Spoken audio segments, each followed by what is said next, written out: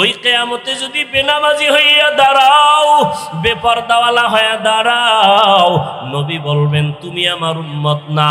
আল্লাহ গায়বী আওয়াজ দিয়া বলবেন গুনাহগার বেনামাজিওয়ালাদের জাহান্নামের শিকল লাগাইয়া বাঁধো, জাহান্নামের আগুনের মধ্যে নিক্ষেপ করে দাও। ও আল্লাহর বান্দারা, হেদায়েতের মালিক আমার আল্লাহ, আমার নবীজির বয়ানে আবু জাহাল কালেমা পড়ে নাই, কপাল বড় খারাপ। আর ওমরের মতো বান্দা তরবারি নিয়ে নবীকে গলা কাটতে আসিয়া কালেমা পড়ে ফেললো। এই দুনিয়াতেও একদল মানুষ হাজারো বয়ান শুনিয়া কালেমা পড়বে না, বাইরে গিয়া সমালোচনা করবে, বিরোধিতা করবে। আর একদল আল্লাহর গোলাম গুনার কথা স্মরণ করে তওবা করবে, আর মনে মনে বলবে হে মালিক,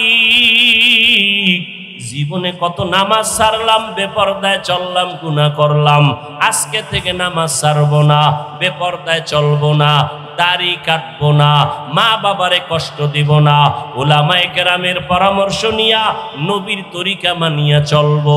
ও যুবক বাবারা, ও বৃদ্ধ বাবাজিরা, ও পর্দার আড়ালের মা বোনেরা, তওবা করার মতো যদি নিয়ত হয়, মনে মনে আল্লাহকে বলো আল্লাহ আর নামাজ ছাড়বো না, গুনাহ করবো না, নবীর তরিকা মানিয়া, উলামায়ে কেরামের পরামর্শ নিয়া, আর মা বাবার দোয়া নিয়া 5 বেলার নামাজ পড়বো। তওবা করার মতো যদি নিয়ত হয়, খাঁটি তওবার নিয়তে দুটো হাত আমার আল্লাহকে দেখায় দাও। আল্লাহ বলেন ও নবী জানায় দেন দুনিয়ার মানুষের। আয়াতটা একটা ঘটনার প্রেক্ষিতে আল্লাহ অবতীর্ণ করেছেন।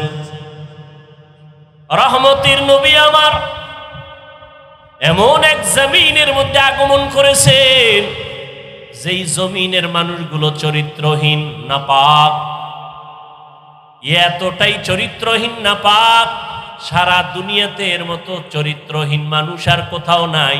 এই চরিত্রহীন নাপাক মানুষের মাঝে আল্লাহ তাআলা চাঁদের আলো পাঠায় দিলেন। ওমা আরসালনাকা ইল্লা রাহমাতাল লিল আলামিন। জগৎ সমূহের জন্য রহমত আমার নবী। মক্কা নগরীতে নবী আসছেন, এমন এক হালাত, মক্কার মানুষগুলো এত বড় নাপাক, আল্লাহর ঘর বাইতুল্লাহ এত দামি ঘর, যেই ঘরটার দিকে তাকাইলেই সওয়াব। আরো আস্তে করে বল, বাইতুল্লাহ গেছেননি কেউ? জান না কেউ?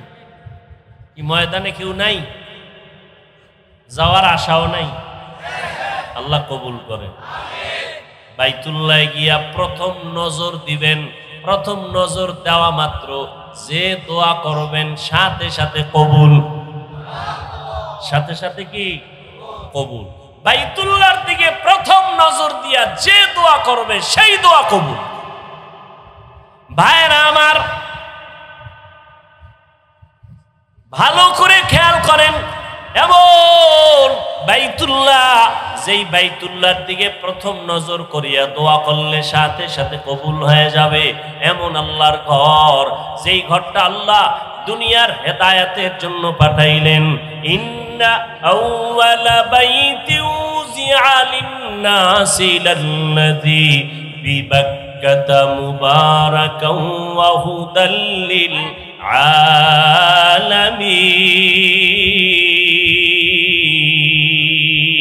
আলামিন।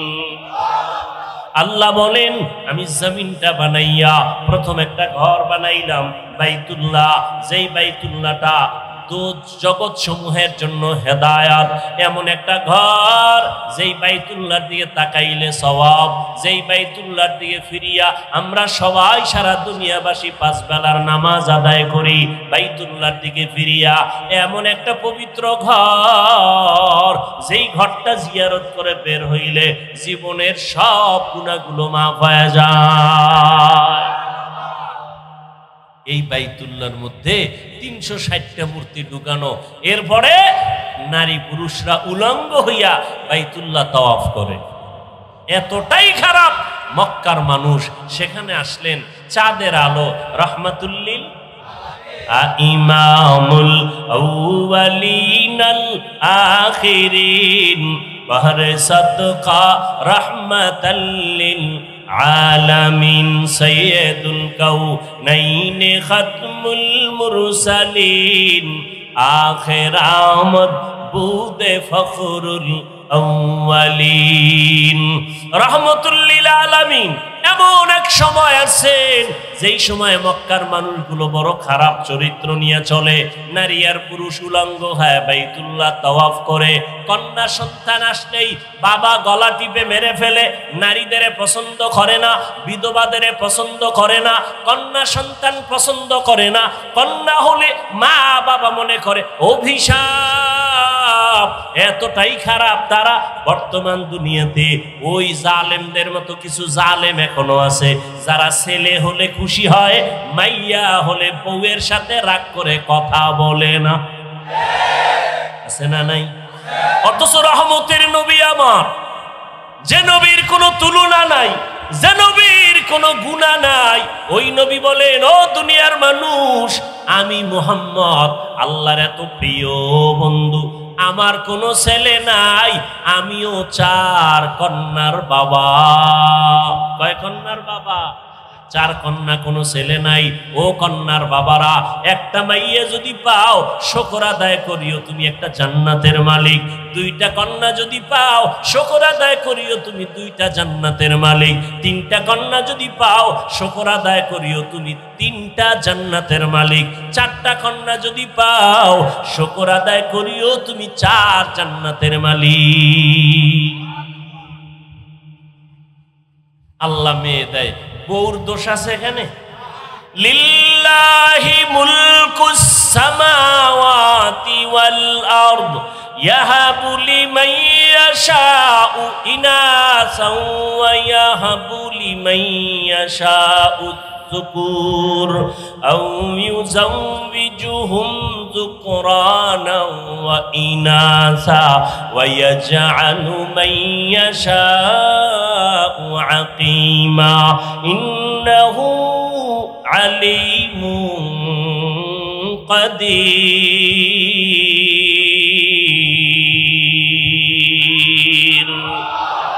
কাদের কুদরত দারি बर कमाल अंता रब्बी अंता हस्बी जुल जलाल तू ही कादिर जलीलुल्लाह जहादार बहर हाले तू ही मेरा निगाहदार।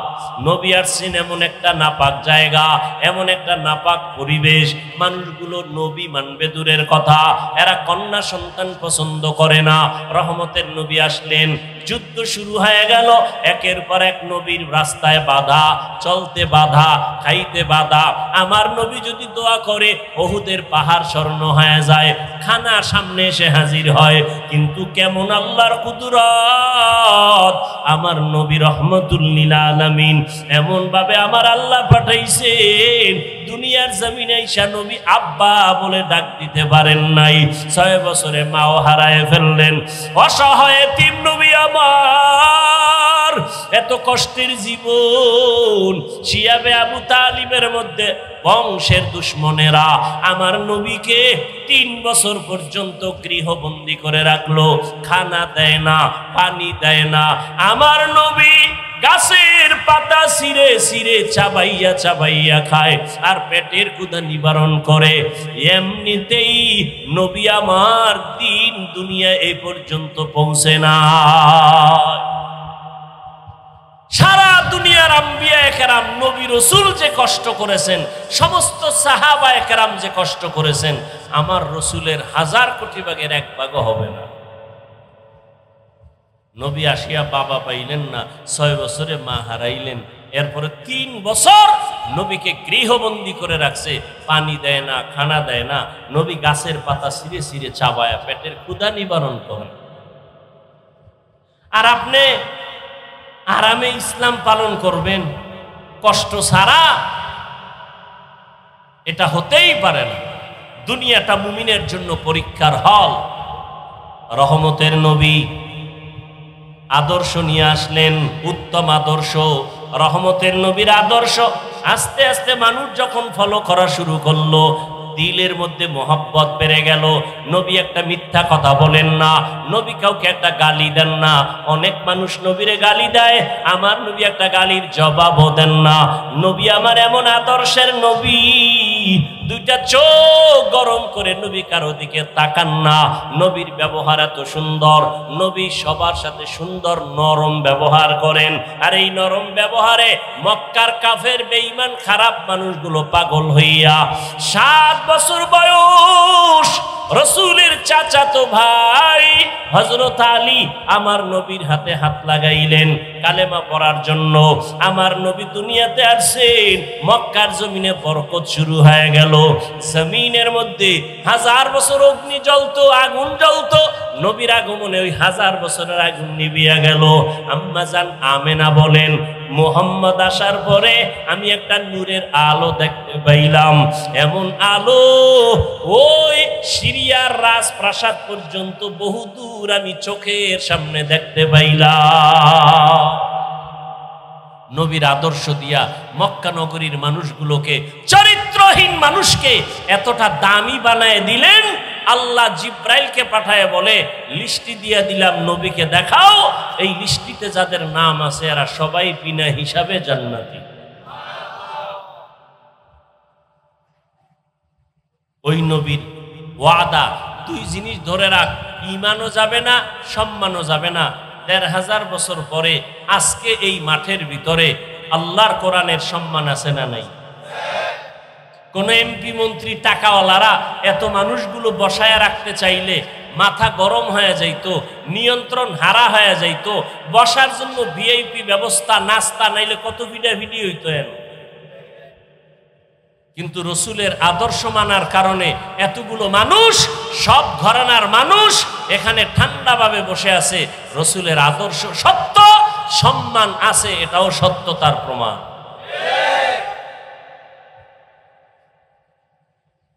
দুনিয়ার থেকে টাকা দিয়া সম্মান কিনেছে, টাকা শেষ, সম্মানও কি শেষ। নিয়াত নিয়ে সম্মান নিছে 5 বছর, 10 বছর, 20 বছর, সম্মান শেষ, টাকা শেষ, মেয়াদ শেষ। কিন্তু কোরআন আর সুন্নাত যারা ধরে রাখবে এদের সম্মানের কোনো মেয়াদ নাই। আছে কোনো মেয়াদ? ওলামায়ে কেরামের চেয়ারের কোনো মেয়াদ আসেনি? কোনো মেয়াদ নাই। সম্মান, বেনামাজিও সম্মান করে, বিধর্মীরাও সম্মান করে। রসুলের আদর্শের কারণে বর্তমান দুনিয়াতে চতুর্মুখী ষড়যন্ত্রের মাঝেও রসুলের আদর্শ যারা মেনে চলে তাদের সম্মান এখনো আছে।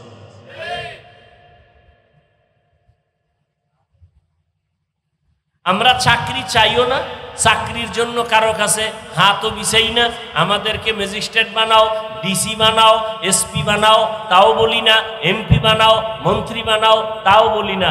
কেন বলবো? আল্লাহ যে সম্মান দিছেন ওলামায়ে কেরামদেরকে, ওই চেয়ারওয়ালারা আলেমের পেছনে এসে বসে থাকে একটু দোয়ার জন্য। সম্মান কে দিছেন? আলেমরা করোনায় অনেক মানুষ না খাইয়া অকাতরে জীবন দিয়েছে, কোন আলেম মরছে? আল্লাহ চোখের সামনে দেখায় দিল। রহমতের নবী আমার জীবনটা কঠিন তুফানের মাঝে চলছে। ঘরের ভেতরে দুশ্মন, ডানে বামে সামনে পেছনে দুশ্মন। এত বড় দুশ্মনী করলো, জন্মভূমিতে আমার নবীকে থাকতে দিল না। গভীর রাত আমার নবী হিজরত করে মদিনার পথে রওয়ানা। এরে নবীর আশিক মদিনায় যাইয়াও নবীরে শান্তিতে থাকতে দেয় না। ওই আবু জাহিল্লা লোক পাঠায় মুহাম্মদের সাথে যুদ্ধ করার জন্য। এভাবে বহু যুদ্ধ, একটা যুদ্ধ হলো খন্দকের যুদ্ধ। মদিনার পার্শ্বে 3 দিক থেকে পাহাড়, দুশমন আসতে পারে না, একদিক থেকে খোলা। নবী গর্ত খনন করলেন, সাহাবায়ে কেরামদের বললেন গর্ত খনন যদি করি নিরাপত্তার জন্য, দুশমন আমাদের ডাইরেক্ট আইসা হামলা করতে পারবে না, চলো আমরা গর্ত খনন করি। নবীও কাজে লেগে গেলেন। পাথরওয়ালা জমিন, পাথর উঠাইয়া গর্ত পরীক্ষা খনন করবেন। ওদিকে প্রচন্ড গরম, সহ্য করা যায় না। এমন এক হালাত, সাহাবায়ে কেরামদের ভেতর থেকে কেউ দাঁড়ায় বলে, ইয়া রাসূলুল্লাহ, আমার বাড়িতে যাওয়া লাগবে, পাহারা দেওয়ার কেউ নাই, আসলে কাজে কষ্ট। এ কথা নবীকে বলতে পারে না, মিথ্যা অজুহাত দিয়া নবীর থেকে রুখসত চায়, ছুটি চায়। নবী দিবেন ভাব। জিবরাইল আমিন এসে হাজির। ইয়া রাসূলুল্লাহ, এদের অন্তরের মধ্যে নেফাকি, এরা আসলে নাম দেয় মুসলমান, আসলে এরা মুনাফিক। এদের জানায়া দেন। আল্লাহ আয়াত নিয়ে পাঠায় দিলেন, লাকাদ কানা লাকুম ফি রাসূলিল্লাহি উসওয়াতুন হাসানা। আল্লাহ পাক বললেন, ও নবী জানায়া দেন, মুনাফিকদের জন্য আপনি রাসূলের মধ্যে আদর্শ ছিল, তারা গ্রহণ করে নাই। মুমিনদের বলে দেন, আপনার মধ্যে তাদের জন্য আদর্শ আছে, থাকবে কিয়ামত পর্যন্ত। যারা গ্রহণ করবে তারা কামিয়াব হয়ে যাবে। আমার নবী নিজে কাজ করতেছেন পরীক্ষা খননের, সাহাবায়ে কেরাম কাজ করতেছেন। এক পর্যায়ে ক্ষুধা, খানা নাই, কষ্ট, পাথরওয়ালা জমিন, আবার রোদের প্রচন্ড তাপ। সাহাবাদের মধ্যে কেউ ক্ষুধার তৃষ্ণায় সইতে না পাইরা নবীর সামনে দাঁড়াইয়া জামাটা উঠাইয়া কয়, নবী দেখেন ক্ষুধার যন্ত্রণা সহ্য করতে পারি না, একটা পাথর পেটের সাথে চাপা দিয়ে বেঁধে রাখছি। ইয়া রাসূলুল্লাহ, ক্ষুধার যন্ত্রণা সইতে পারি না। নবী কয়, তোমরা হয়তো ভাবতেছো আমি মনে হয় আরামে খাইছি আর কাজ করতেছি। নবী কয়, তাকায়া দেখো সাহাবায়ে কেরাম, তোমরা ক্ষুধার তৃষ্ণায় একটা পাথর বাঁধছো। নবী জামাটা উঠায় কয়, দেখ। সাহাবায়ে কেরাম তাকায়া দেখে, আমরা পাথর বাঁধলাম একটা, রহমতের নবী ক্ষুধার যন্ত্রণায় দুইটা পাথর পেটের সাথে চাপা দিয়ে বাঁধছে। নবী দুইটা পাথর বেঁধে রাখছেন, ক্ষুধা সহ্য করা যায় না। সাহাবায়ে কেরাম দেখে চোখের পানি ছেড়ে কান্নার আওয়াজ।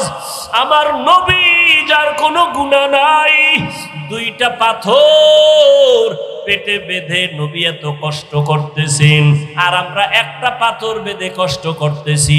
সাহাবাদের কান্না, নবীরও কান্না চলতেছে। এক করুণ দৃশ্য সেখানে বিদ্যমান। পার্শ্বে একজন সাহাবী, জাবের রাদিয়াল্লাহু তাআলা আনহুর বাড়ি। জাবের এখানে দাঁড়ানো, নবীর কান্না দেইখা সহ্য করতে পারে না, একটা দৌড় মারছে। ঘরের মধ্যে গিয়া গোপনে কয়, বিবি, রহমতের নবীর কান্না সহ্য করা যায় না, সাহাবাদের কান্না, ক্ষুধা, বলো ঘরের মধ্যে কি কোনো খাবার আসেনি? বিবি বলে, মাত্র 2-3 জনের খানার মতো একটু আটা আছে, আর একটা বকরির বাচ্চা আছে, 2-3 জন খেতে পারবে। একটা দৌড় মারছে, নবীর দরবারে আইসা দাঁড়ায় গেল। ও পয়গম্বর, কানে মুখ লাগায় নবী আসতে বলতেছি, আমার ঘরে সামান্য আটা, একটা বকরির বাচ্চা, 2-3 জন খেতে পারবে।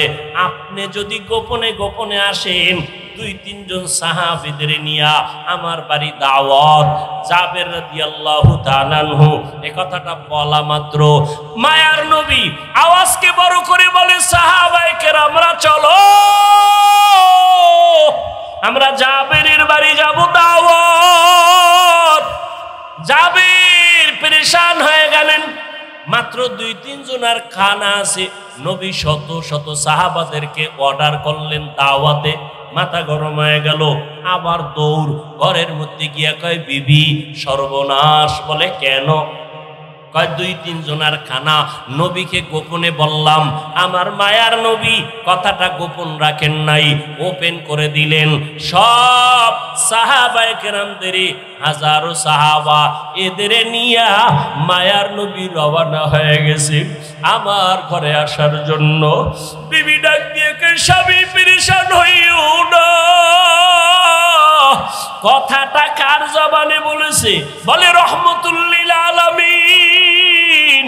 বলে, মায়ার নবী, রহমতের নবী যদি বলিয়া থাকেন, কোনো টেনশন নাই, আল্লাহ ইজ্জত হেফাজত করবে। এমন একজন বিবি ঘরের মধ্যে পাওয়া কপালের ব্যাপার যে স্বামীর পেরেশানিটা ভাগ কইরা স্ত্রী নিয়া স্বামীকে সান্ত্বনা দিবে। স্বামী কোনো পেরেশান হইও না, কোনো টেনশন করবা না। আজকে কামাই করতে পারো নাই, আজকে কোনো রকম মরিচ দিয়া খানা খাইয়া আমরা ঘুমাবো। বাজার করতে পারো না, টাকা নাই, আমরা কোনো রকম খাইয়া জীবন কাটাবো। এমন বিবি হাজারে ঘরে একজন পাওয়া বড় কঠিন। এরে আল্লাহর গোলাম, ঈদের বাজার কোন স্ত্রী যদি স্বামীকে বলে স্বামী যা পারো নিয়ে আসো, কোনো ধার করবা না, ভোগ বিলাসের দরকার নাই, গরিবী হালাতে জীবন যাপন করব। আমার নবী বলেন আমি গরিব হইয়া মরতে চাই, গরিবদের সাথে থাকতে চাই, কিয়ামতের দিন আমি গরিবদের নিয়ে জান্নাতে ঢুকতে চাই। রহমতের নবী এই কথা সাহাবী জাবের স্ত্রী সান্ত্বনা দিল। জাবের আবার নবীর কাছে দৌড়ে আসছে। নবী দেখা জাবের এত টেনশন কেন করো? বিবিরে গিয়া বল রুটি বানাইয়া পাত্রের মধ্যে ঢেকে রাখতে বলবি, পাত্রের উপরের অংশটা যেন খোলে না। ওই বকরিটা জবাই করে গোশত পাক করিয়া ঢেকে রাখতে বলবা, ঢাকনা যেন উঠায় না। আমি নবী আইসা ঢাকনা উঠাইয়া তারপরে খানার আয়োজন করব। জাবের বাড়িতে গেল বিবি, নবী বলছেন রুটি বানাইয়া ঢেকে রাখো, গোশত পাকায় ঢেকে রাখো, পাত্র যেন খোলা না হয়। নবী হাজার সাহাবাদের নিয়ে ঢুকলেন জাবেরের ঘরে। খানার পেয়ালা, রুটির পেয়ালা নবীর সামনে দিল। মায়ার নবী ডান হাত দিয়া বিসমিল্লাহ বলে ঢাকনা উঠাইয়া রুটি হাতে নেয়, গোশত উঠাইয়া একজন একজন সাহাবাদেরকে দিতেছেন। সাহাবায়ে কেরামরা লাইনে দাঁড়ায় সবাই নিতেছেন। এবার বসে বসে সবাই রুটি আর গোশত রহমতের নবীর বরকতি হাতে আসছে, এমন ভাবে পেট ভরিয়া খাইছেন।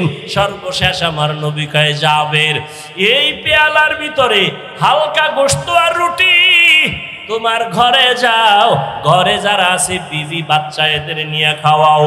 জাবের বলে আল্লাহর কসম, আমার মায়ার নবী আমার কাছে পেয়ালা যখন দিয়েছেন, আমি যখন ঘরের ভেতরে আসলাম, আমি দেখলাম আগে যেই পরিমাণ রুটি আর গোশত দিলাম, হাজারো সাহাবায়ে কেরাম খাওয়ার পর একটা রুটি আর গোশত মোটেও কমে না,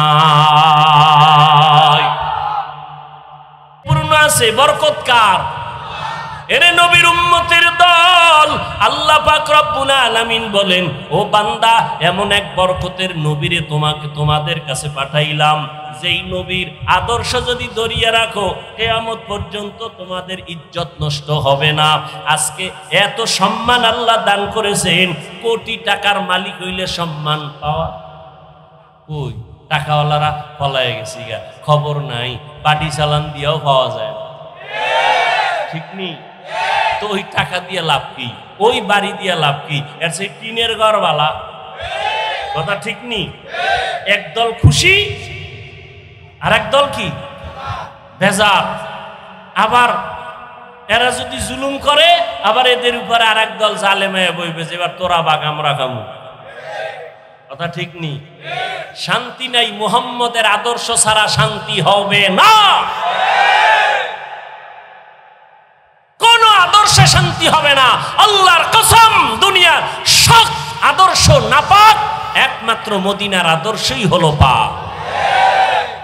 নবীজির আদর্শে শান্তি আর শান্তি, ওলামায়ে কেরাম শান্তি, স্কুলে পড়ে, কলেজে পড়ে, চাকরি করে, ব্যবসা করে, ডাক্তার, প্রফেসর, ইঞ্জিনিয়ার, নবীর আদর্শ মেনে চলে, সম্মান, শান্তি, কোনো টেনশন নেই। আছে? কোনো টেনশন নেই। ও যুবক, ও বৃদ্ধ বাবাজি, পর্দার আড়ালের মা বোনেরা, ওই নবীর আদর্শের মালা গলায় লাগাইও। টাকার মধ্যে শান্তি না, খানার মধ্যে শান্তি না, শান্তি দেওয়ার মালিক আমার আল্লাহ। না খাওয়ার মধ্যেও একটা শান্তি আছে, ঘুমানোর মধ্যে শান্তি, টিনের ঘর খেরের ঘরের মধ্যেও শান্তি, বিল্ডিং এ শান্তি নেই। টাকার ভেতরে শান্তি নাই, যত টাকা বাড়ে তত অশান্তি বাড়ে, টাকা যত বাড়ে তত দুশ্মন বাড়ে, ডাকাত বাড়ে, মামলা আর হামলার ভয়। টাকা যত বাড়বে কিয়ামতের দিন জান্নাতে সবার শেষে যেতে হবে, কারণ টাকা কেমনে কামাইছো আর কেমনে খরচ করছো হিসাব না দিয়া জান্নাতে যেতে পারবা না। এই জন্য নবীজি বলেন, ও গরিব, ধনী লোকের 500 বছর আগে জান্নাতে যাইবা। ও আল্লাহর বান্দারা, ও যুবক, আমি কিন্তু এই কথা বলি না সবাই আমার মতো হুজুর হইয়া যাও, স্কুল কলেজ বাদ দিয়া দাও, কওমি মাদ্রাসায় আসো, তাবলিগে যাও, না হয় জাহান্নামে যাইবা। একবারও বলি না, বরং আমি আশ্বাস দিয়া যাই, ও যুবক, স্কুলে পড়ো বাধা নাই, কলেজে পড়ো বাধা নাই, চাকরি করো বাধা নাই, ডাক্তার হও বাধা নাই, ইঞ্জিনিয়ার হও বাধা নাই। আমার দেশে তুমি ইঞ্জিনিয়ার হবা, মুসলমানের গৌরব, মুসলমানের ছেলে ডাক্তার হও, মুসলমানের জন্য গৌরব, মুসলমানের সন্তান ইঞ্জিনিয়ার হও, মুসলমানের জন্য গৌরব। ও আল্লাহর বান্দা, তবে চরিত্রটা ঠিক রাইখা চলো, নিজে বিনয়ী হইয়া নবীর মোহাব্বতে 5 বেলার নামাজ পড়ো, মা বাবার দোয়া নিয়ে চলো, আলেমদের পরামর্শ নিয়ে চলো। এইভাবে যদি চলতে পারো, ডাক্তার হইয়াও তোমার জীবন সফল। আর যদি নবীর আদর্শ না মানো, ডাক্তার হইয়াও কপালে জুতার বাড়ি। এত সুন্দর ডাক্তার, MBBS ডাক্তার, এরপরে নাম কত সুন্দর, কিন্তু দেশেও থাকতে পারে নাই নবীর বিরুদ্ধে, ইসলামের বিরুদ্ধে যাওয়ার কারণে। বাংলাদেশের মানুষ আর কোন দিন বুঝবি? নিমক হারামের গোষ্ঠী বারবার দেখতেছ ইসলামের বিরুদ্ধে, কোরআনের বিরুদ্ধে, মাদ্রাসার বিরুদ্ধে, আলেমদের বিরুদ্ধে কথা বলে কেউ চেয়ারে বসে থাকতে পারে নাই। এরপরও যারা এই আলেমদের বিরুদ্ধে ষড়যন্ত্র করে, এদের মতো বোকা, এদের মতো নির্বোধ জাহেল আর এই জমিনে কেউ হতে পারে না।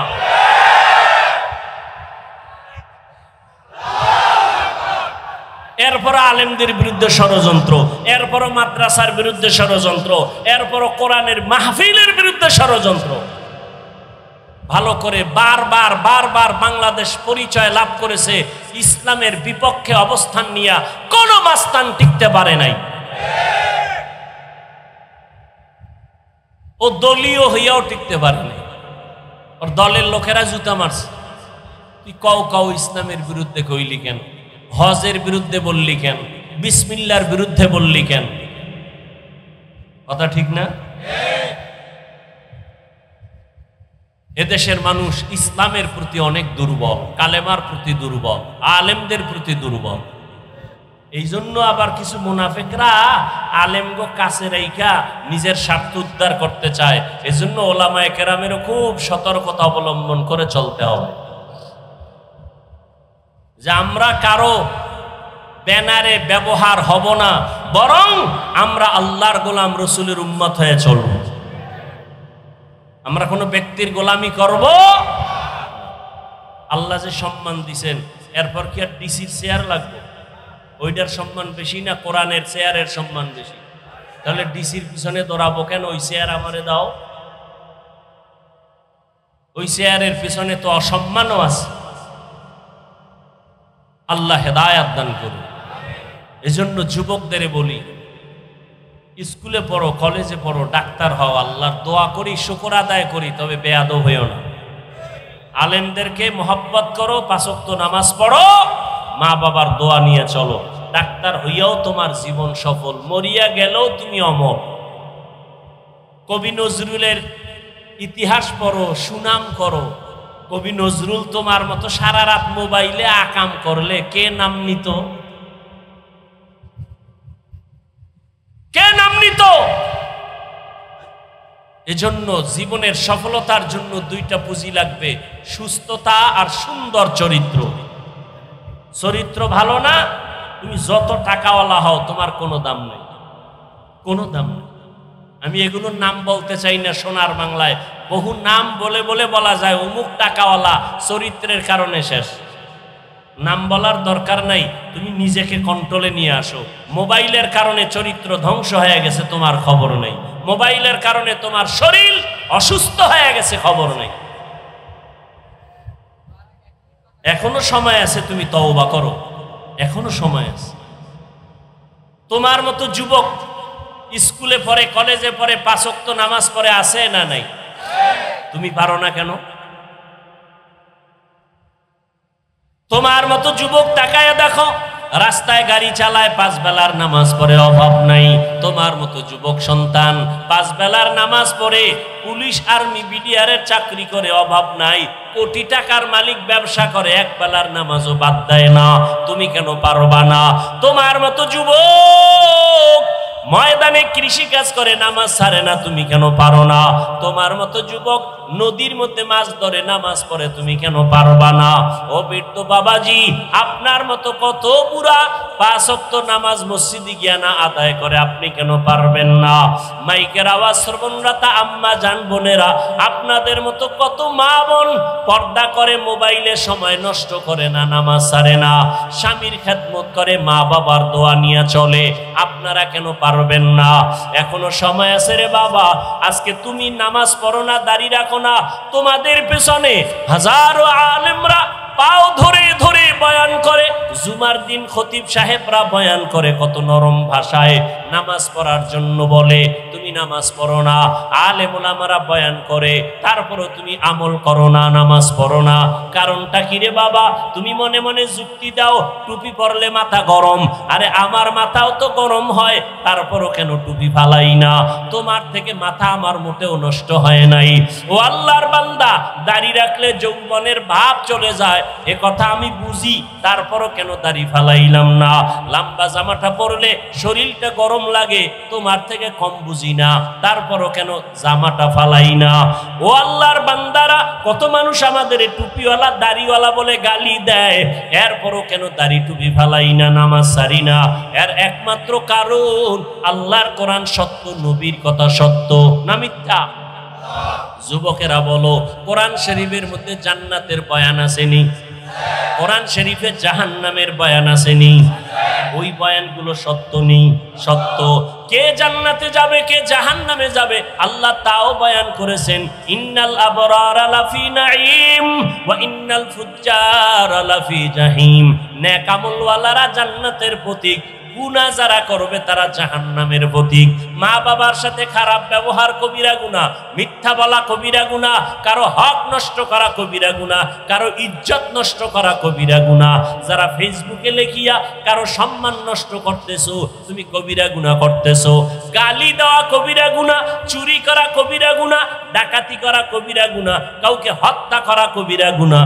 এই যে গুনাহ করতেছো, তওবা না করিয়ে যদি কবরে যাও, তোমার জাহান্নাম শুরু হয়ে যাবে।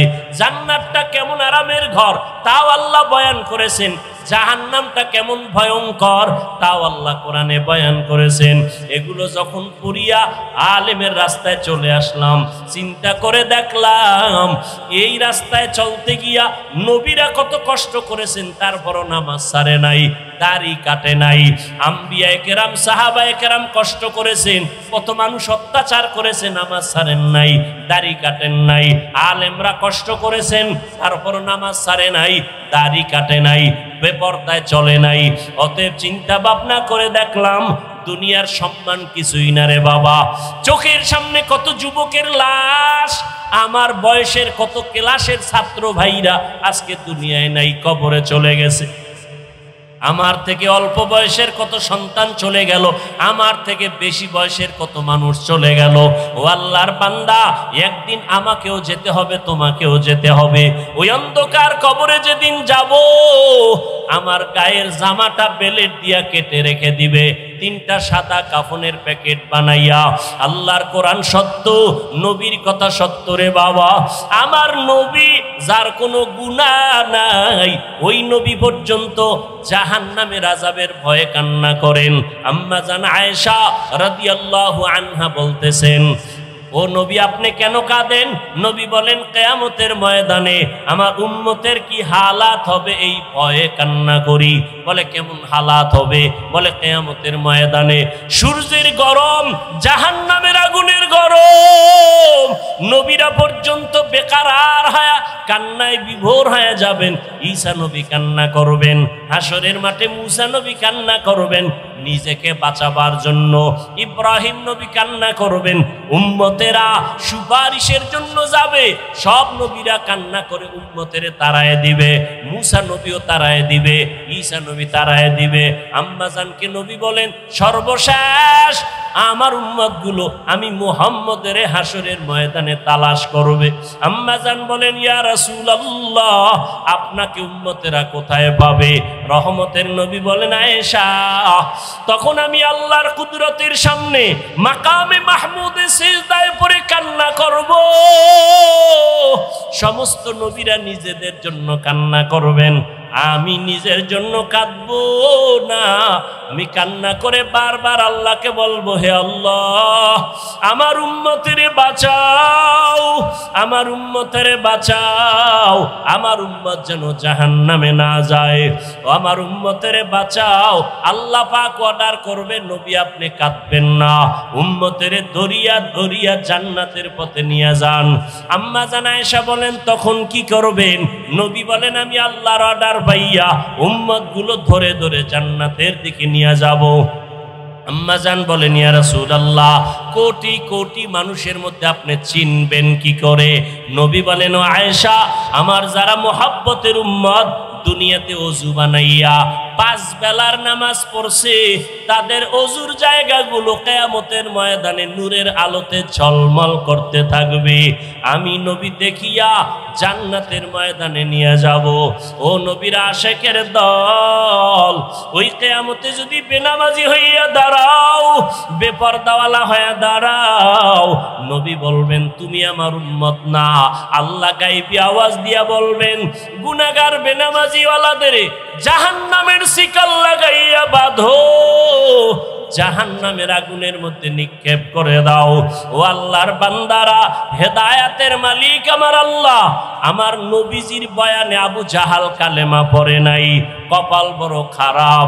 আর ওমরের মতো বান্দা তরবারি নিয়ে নবীকে গলা কাটতে আসিয়া কালেমা পড়ে ফেললো।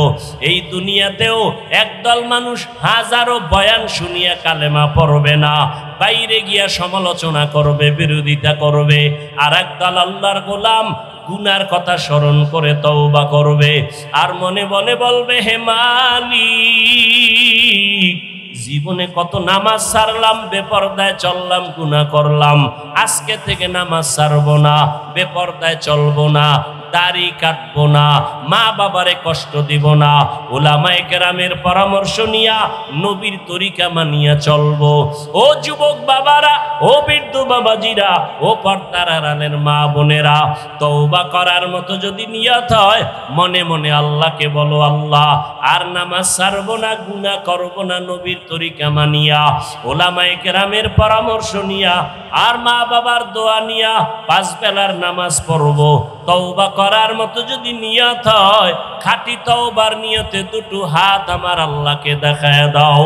আয় আল্লাহ, হাতগুলো কবুল করে নেন, তওবা কবুল করে নেন, তওবার উপরে মজবুত হইয়া চলার মতো তৌফিক দান করেন, আমিন।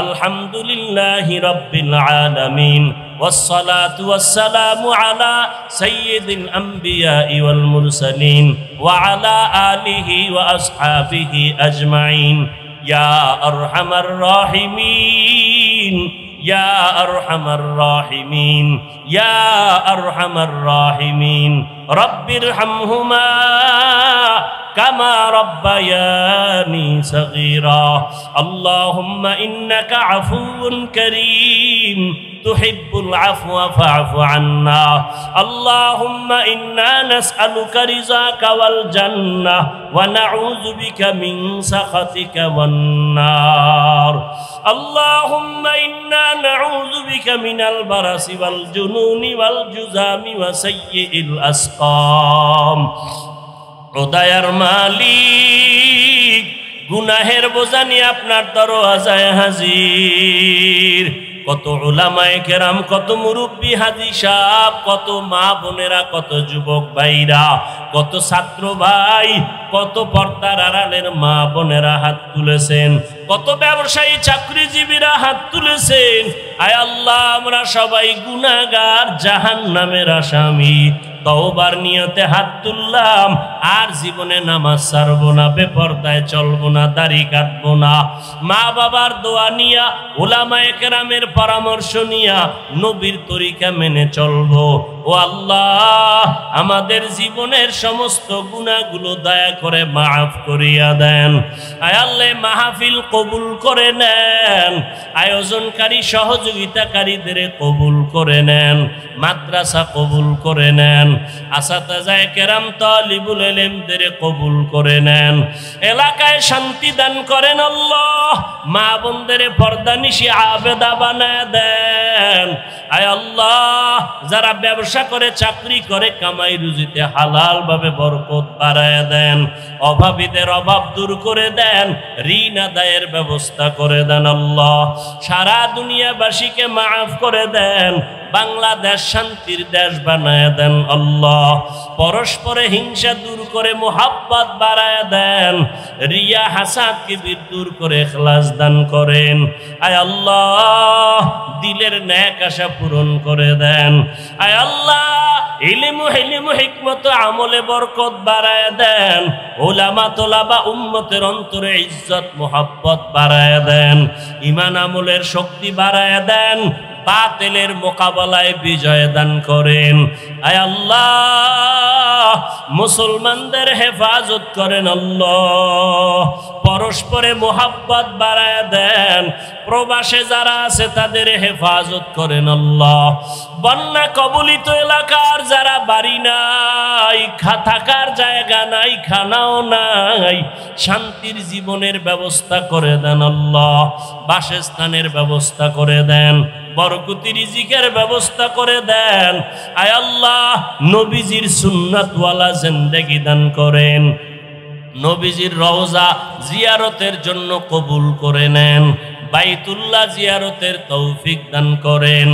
আয় আল্লাহ, আমরা যারা হাত তুলেছি, জানি না কার মা নাই, বাবাও নাই, অন্ধকার কবর থেকে দোয়া চায়।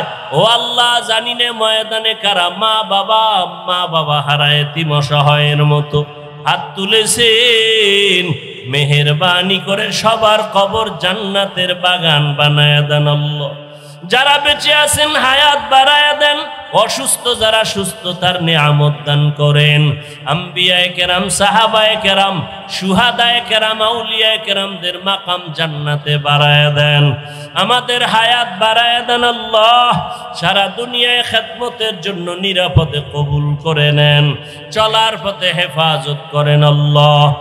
আল্লাহ, দিলের নেক আশা পূরণ করে দেন। আয় আল্লাহ, প্রত্যেকটা দিনের কাজ ভরপুর উপস্থিতির মাধ্যমে কামিয়াবির ব্যবস্থা করে দেন, আওয়াজে কথায় রুহানিয়াতে স্পষ্টতা বাড়ায় দেন।